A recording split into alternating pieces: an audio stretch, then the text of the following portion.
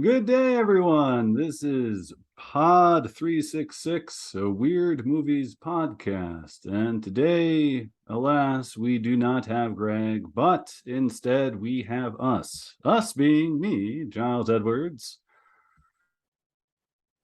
And Penguin Pete Turbovich, Penguin Pete Turbovich. Blogger So Elite, we've had and no Greg Smalley from 366. So the inmates are running the asylum officially. yeah, I have no idea what he's up to, but I hope he's having fun. We have, it looks like 5 things to crash through, which we will do at varying paces, since some things we have more to say about than others. Upcoming release, for whatever reason, is Alfonso Brescia's 1980 pseudo-sequel to the art house hit The Beast. Now it is Beast in Space. And give me a moment. I will show you a lovely poster of that. Yep. And a slightly more interesting photo still.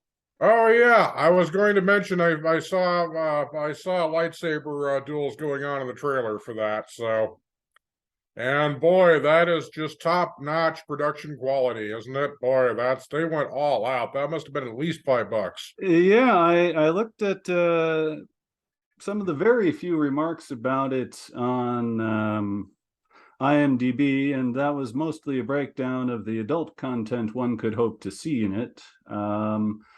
Said the acting was decent enough. Yeah, but I tend to dismiss these quite a bit. They're wacky and fun to make fun of, but really not huge weirdness fodder, but definitely for the people who collect campy Star Wars ripoffs. The way I collect campy Exorcist ripoffs, for instance. So yeah, for whatever reason, this is being reissued, although I, in some further research, was able to find no fewer than 6 websites legally streaming it for your amusement anyway. yeah. So I believe it's not long, so at least it has that going for it. I have not seen the original The Beast, although I believe that came out again in a nice Blu Ray format within the past couple years.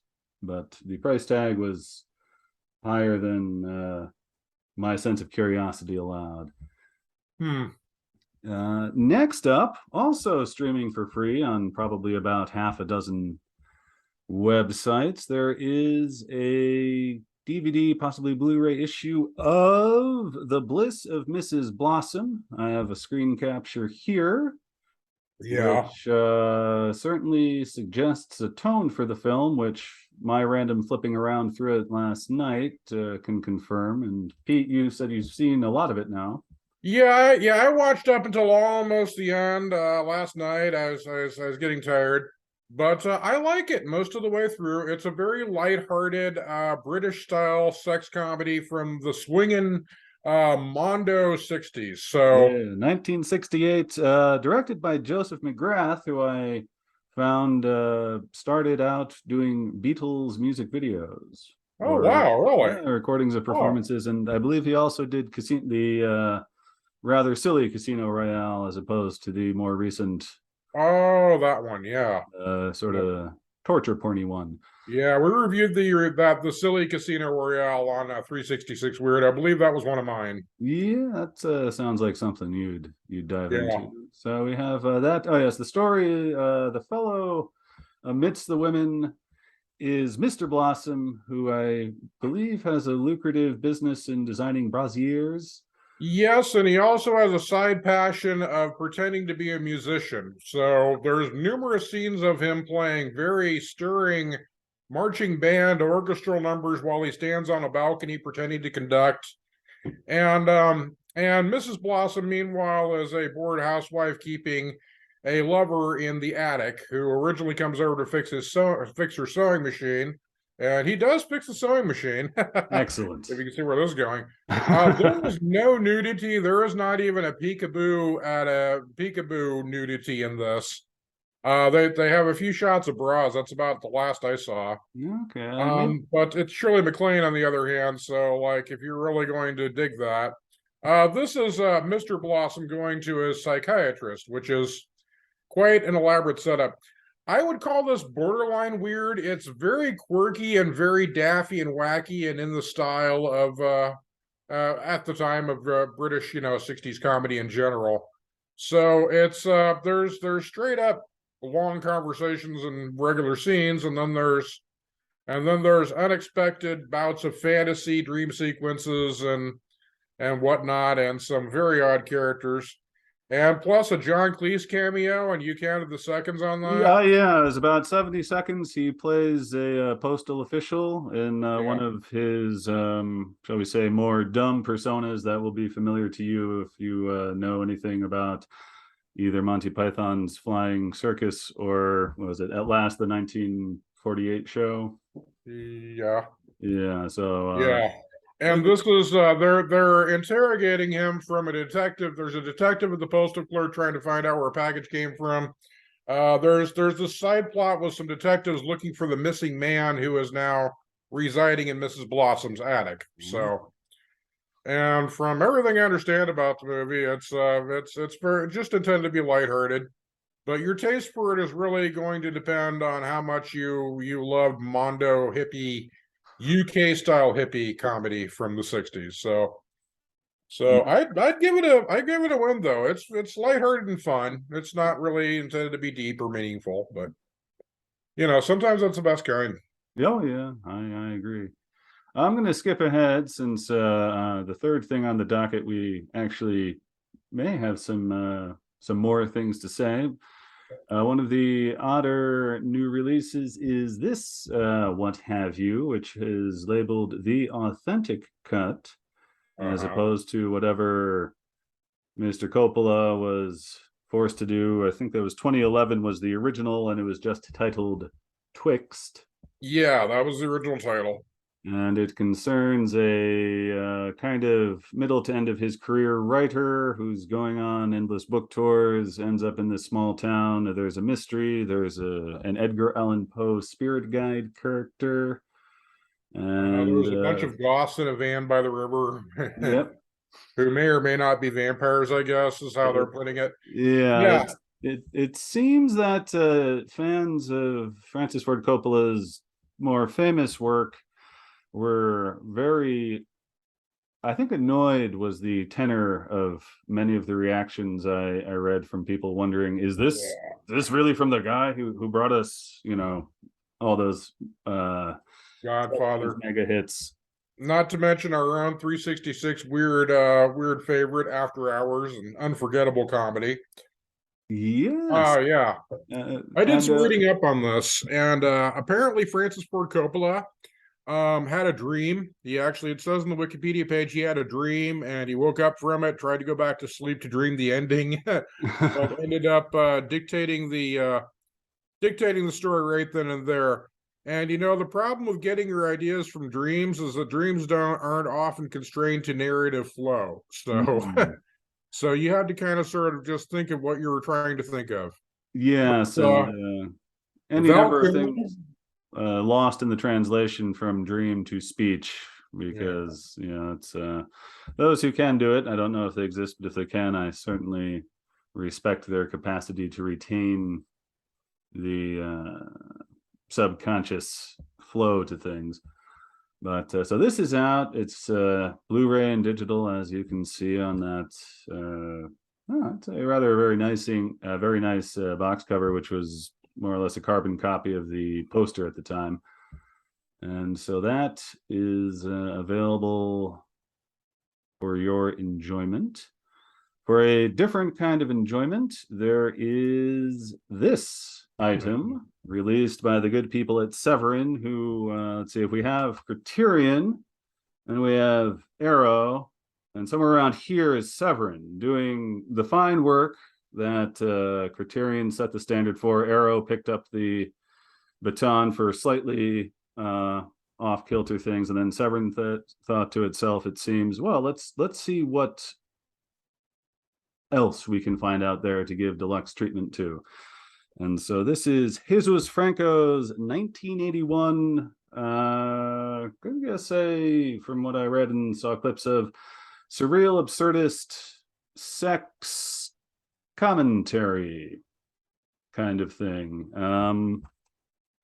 The premise of the film is there's, I believe, a stage production of some sort that has the idea that aliens have come to the planet to impregnate women to populate our planet with aliens, and aliens, for whatever reason, see this and think, there's a good idea. And so it happens. Yeah. And it's some kind of special method of impregnation that means that women can produce 999 babies an hour. Yeah, some yeah. Yes. Shall we say hyperbolic quantity there. One neat little tidbit I read, the negative from which this restoration has been made was found in a seminary in Bilbao, which, at least as film negative print origins go, that's one of the more unlikely spots as far of anything I've heard about before. So this should prove to be at least interesting. The question will be more or less on the viewer as to how sexy it may be. There is plenty of nudity, and I among the few. It's Jess Franco. Jess Franco never saw a boobie he didn't want to film. Well, speaking of which, I did find one of the few I did find one of the few safe for work stills, which has some possible promise for the weird movie connoisseur, if not the mask per se, but that those two expressions sort of stand out to me as something I'm not expecting in really any movie, much less an adult one. Yeah. So that is being brought to you. And, you know, as much as I may have sounded a bit dismissive of Severin before, they do very fine work, and it is nice that they pick up a lot of things that fall through even Arrow's cracks. And there are diehard Jess Franco fans out there on a mission to see every Jess Franco movie. So I think reports range from 200 to maybe 400 movies that he made in his career.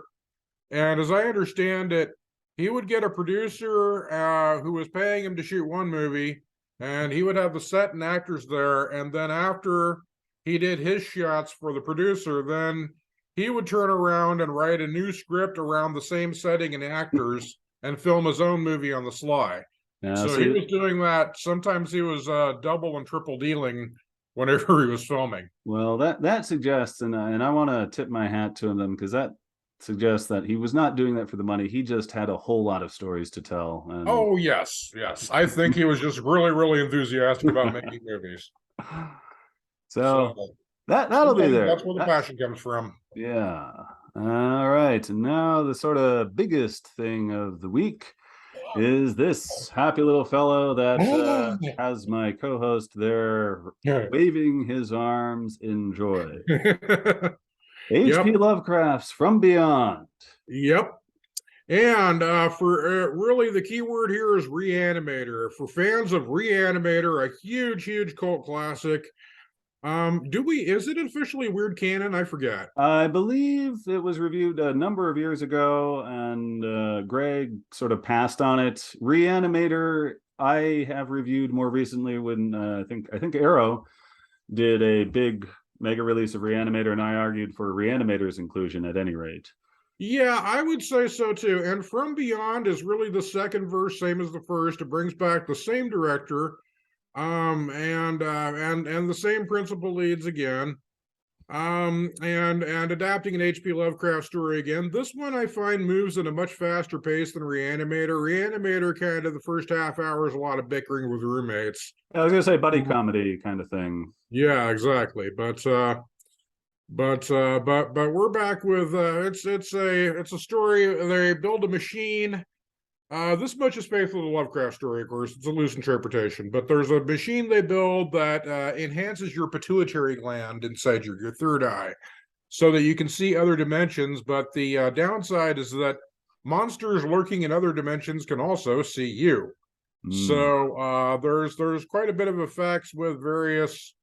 At one point, bugs come out and devour one of the cast.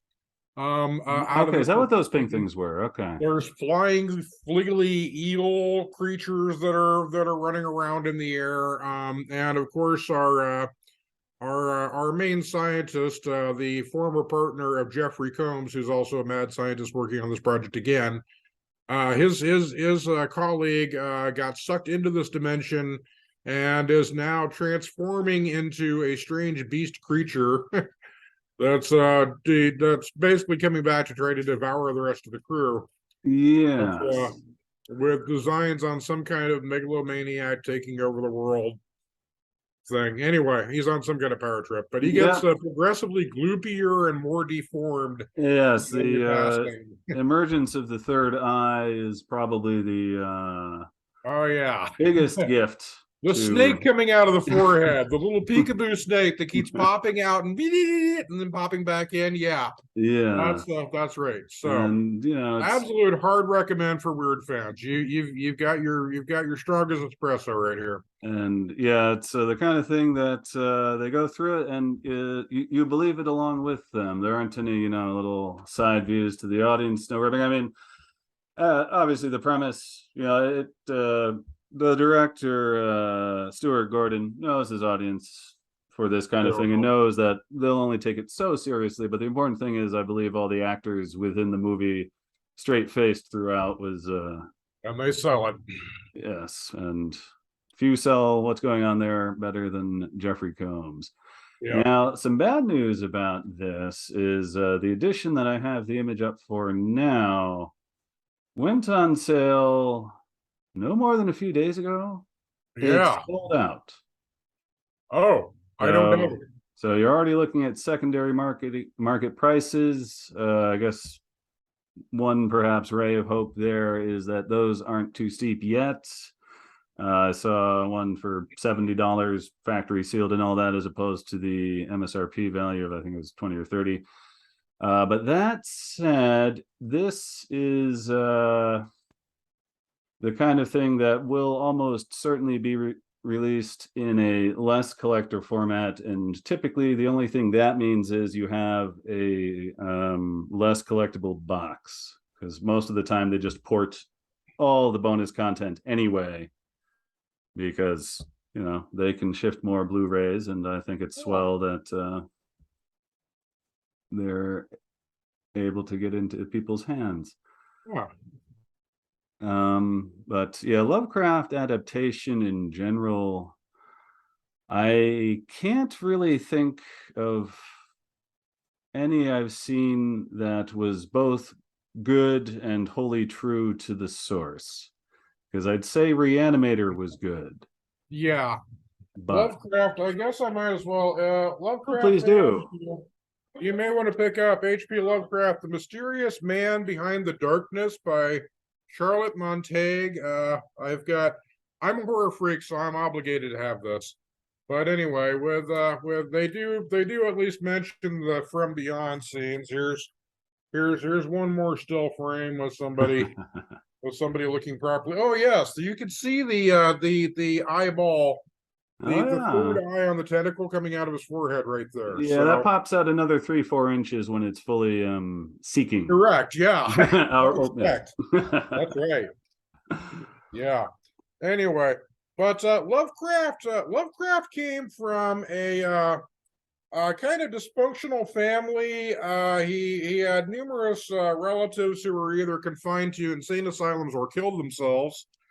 And he came from a family that was old money, that kind of looked down on working for a living as something undignified. And Lovecraft himself kind of sort of had that attitude towards writing as well. So he relied on mostly his dwindling inheritance throughout his lifetime, and just basically just dashed off a few stories to make ends meet. But he kind of wrote things sometimes as if it was a painful duty. And then the other half of the time, I'm a huge Lovecraft fan, but I'll be the first to admit he was not politically correct. The man was a poop. He was a huge bigot. And part of his medical training, he had originally wanted to go to college to be a doctor, but his family just ran out of money to do that, so he couldn't, and he was frustrated at that.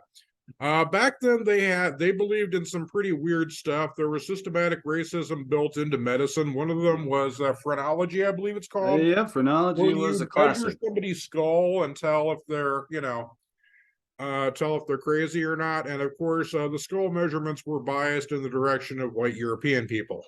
Yeah, and So- that is just the Yeah. barest tip of the iceberg of problems with that whole Yeah. field of So exploration. Yeah, I guess that was probably the very last era of science where I guess claims were made and then proof was sought.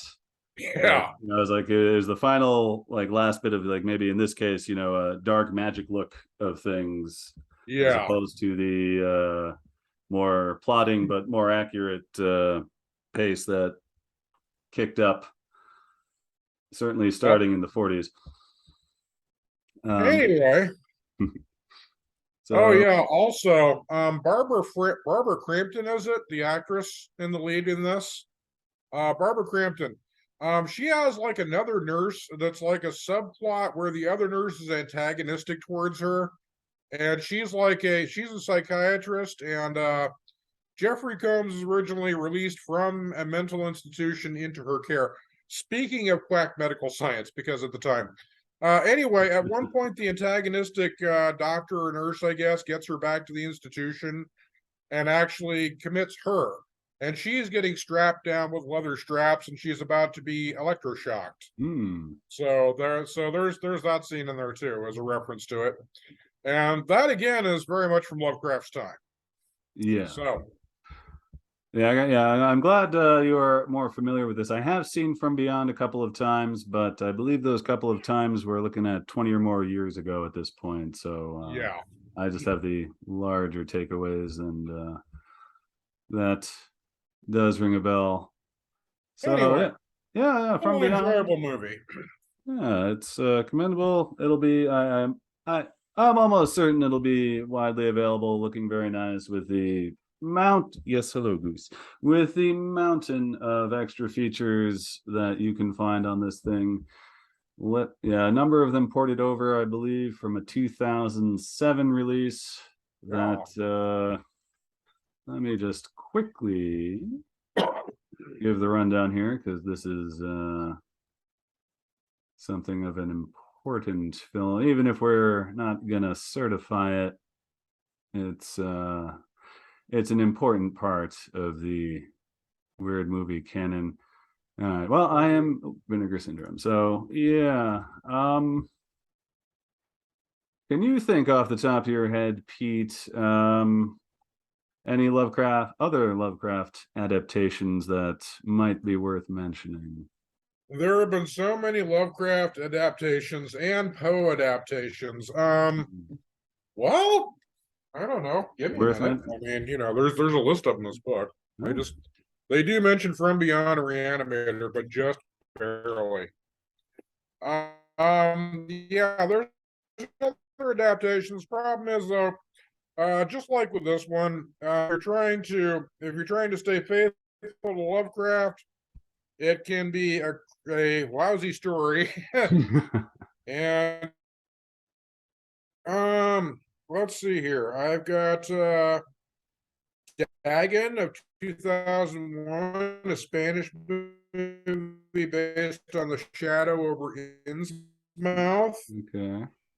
I'm having some trouble with your sound, Pete. Say what? I was saying we were having some trouble. It sounded like we were having some trouble with your sound, but heard you say what? Okay. Right? Am I back? Yes, you are. Oh yes. I'm sorry. Yeah, the case of Charles Dexter Ward, of course. I believe that was the one that was made into Reanimator, right? No, Reanimator was made into Reanimator. Herbert West Reanimator is the full title of the. All right, Herbert West, not Ward. Okay, West. Charles Dexter Ward. That's actually my favorite Lovecraft novel. I would be pleased if that ever got translated well to screen, preferably as a miniseries. Stuff based on The Color Out of Space would include Die Monster Die in the United States, also known as Monster of Terror. I believe it was Boris Karloff in that. That was an adaptation of The Color Out of Space. Karloff and Christopher Lee starred alongside each other in 1968, a familiar year from our film list right here. In The Curse of the Crimson Altar. Am I coming in clearer now? Yes, you are. Okay, good. Our heater kicked in for a minute. Let's see here. Dunwich Horror of 1970, fairly loyal to Lovecraft's plot, but this movie starring Dean Stockwell, Ed Begley, and Sandra Dee. The original Ed Begley? Say what? I said the original Ed Begley? I only know his son's work. Yeah. Ed Begley, it doesn't say Ed Begley Jr. And Sandra Dee. The spirit of the Cthulhu mythos. Indeed, the times that someone's embarrassingly tried to encapsulate with lame psychedelic visual effects. Hey, we're all about the lame psychedelic visual effects here, right? Let's see here. Yeah, so that's a sampling of the Lovecraft movies. And then there's been so many Poe adaptations, including Poe adaptations that literally was completely unrelated story, and they just slapped Poe's name on it and shipped it out. So between Lovecraft and Poe, I'd have to say those are the two most badly translated horror authors in Hollywood. And yes, that's taking into account Stephen King movies. Well, at least he can defend himself. Yeah, at least. Oh, Stephen King? Yeah. Oh yeah, sure. As opposed to these two deceased writers that exactly, yes, in his defense. Anyway, well, yeah, there's quite a bit of it, but I figure how are we doing time wise here? We're sort of winding down, so I finally got the information I was looking for here. With this From Beyond super release, wow, it's going to be 4K Ultra HD commentary tracks, about 7 documentaries. Wow. Of varying length, from 7 to 20 minutes in length. Including and that's not even including the feature-length documentary involving Jeffrey Combs, Barbara Crampton, Ken Foree, screenwriter Dennis Powley, producer Brian Yuna, film editor Lee Percy, composer Richard Brand, Foley artist Vanessa Ament, effects supervisor Michael Deek and Anthony Dublin. That's probably a fascinating little bit there. Effects artist William Butler, Gabriel Bartalos, John Nolan, and Robert Kurtzman. So this will give you everything you could possibly want. That's a lot. And I'm almost disappointed they didn't include a booklet with the original story, because they could have easily put that and you just have all of it. Yeah, I know. In one box. Yeah. But anyway, Lovecraft was problematic in today's point. So that's sometimes his fiction he might be one of those authors that there's going to be a controversy about in a few years when they try to put out a censored version of his work. They did that with Roald Dahl recently. They were going to put out which book was it? I just heard about this. There was a number of them, actually. There's certainly Matilda, I believe Charlie and the Chocolate Factory. I think it was like a half dozen or more, and they made these really swell-looking editions for them that had been edited with a sensitivity reader. Yeah, so and there was a bit of an uproar because they removed, references to weight. They one I quite liked was, I believe it's from Matilda. One of her escape means was reading books, and it mentions a couple authors, and two of the ones who get axed in the new edition were Kipling and Joseph Conrad, which at least for Joseph Conrad, my guess is that they were ashamed of, shall we say, the British Empire look, view that he had. However, anyone who's read Heart of Darkness will know that he did not approve of England's territorial ambitions in the past. Yeah, that requires a degree of wherewithal that fewer and fewer are entrusted to have. How many bow ties do you own? That's a neat bow tie. That's really neat. That's so disco. Thank you. Yeah, this is one that comes with me up to Fantasia. I have at least, I'd say, around a couple dozen. Some people live all the life. A bunch of these were passed along to me by a friend who very briefly was into bow ties, and he perhaps more sensibly that ran its course with him, and so they ended up in my possession. So I don't think I've ever purchased one. I've just been given them as gifts, or inherited somehow over the years. Yeah. Wow. What do you know? Some people are like that with magic cards. They're in it for a while and then they're looking to unload them. Yeah, it's habits come and go. The fact that I've been doing 366 for, gosh, it's March 2nd. I think this is 8 years down now that I've written reviews. So I guess this is more of a lifestyle than a. Yeah, it is. It is. It has a nice aspect to it. I've been around there. I don't even know how long. I checked one time. I go by pages. I think you're ahead of me in pages, because if you go to your author name at 366weirdmovies.com, there's a page listing, and it'll show like 9 posts per page. I think like you're at 14 and I'm at 11 or something like that. I don't know. Yeah. But then you are going to Fantasia Film Festival. Yeah, that pads my resume rather nicely. I think there are only 2 writers I think I'm, as it were, behind, and one of them founded the site. So yeah, I'm not feeling too shabby about that. Yeah.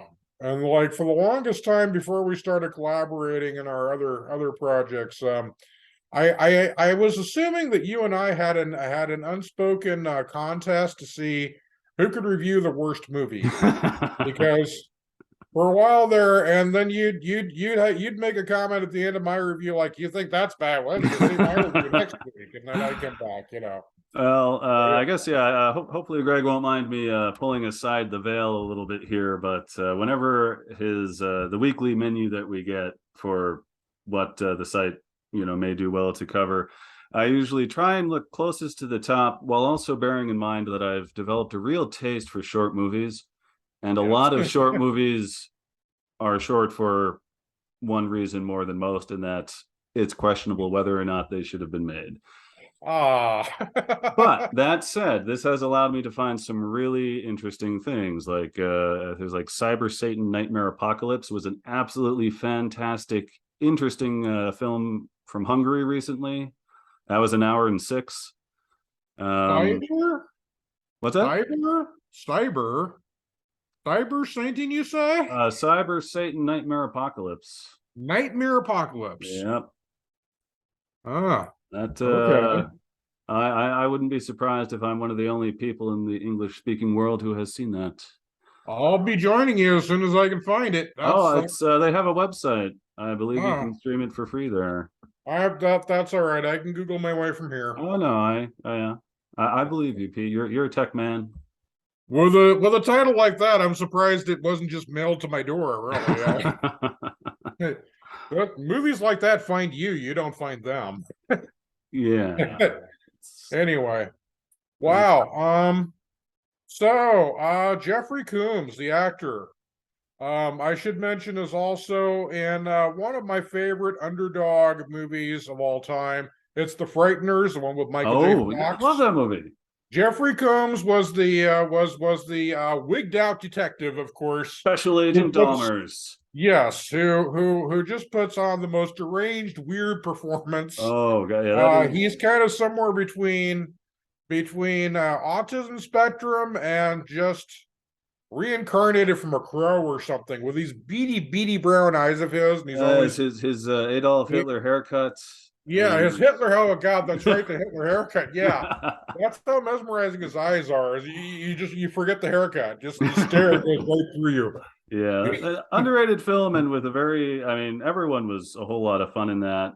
Oh yeah, and I remember because I knew Peter Jackson from Bad Taste, Meet the Feebles, Brain Damaged Dead Alive, and The Frighteners, and so when I found out who was directing the really mega huge Lord of the Rings trilogy, I was shocked. Yep. But no, the guy obviously pulled it off. So Yeah, I know. I was amazed. What as soon as I saw that, and I said, there's the Ringworld trilogy by Larry Niven. And yes, people were talking about it for decades, wanting to make it into a movie, but the special effects just were never there. But really, if anybody could pull it off and actually make it good, probably Peter Jackson could with the same crew. So yeah. with a similar crew. Are you familiar with Ringworld? I have heard of it. I'm actually more familiar with Discworld. Oh, Terry Discworld, Pratchett, of course. which Has is there a been a different thing, obviously. Discworld? What's that? Has there been a Discworld series movie that I we've looked at yet? I don't I know did if hear there's a vague rumor about one once upon a time. there have been movies made of it. I'll have to Google myself and find out. I'm sure I wrote a blog post about movies that works that should be adapted. Yeah, for some movie site or another, but not 366. Yeah. Oh, there's a short film, Welcome to Discworld from '96, featuring Oh, there it is. Death. Yeah. But yeah, so it looks like, well, we have jumped around, I'd say, rather pleasantly. As we are not Zoom Pro subscribers, we are down to our last moments here. So I will. All right. We got to budget it out. All right. Here we are, man. So thank you very kindly for tuning in to Pod 366, a Weird Movies podcast. And I will probably see you at some point in the future, as will Pete here, since we seem to have time on our hands often enough for Greg, who will be returning from his mystery destination soon, I imagine. Yeah. So, All righty, man. Stay weird, folks. take care, everybody.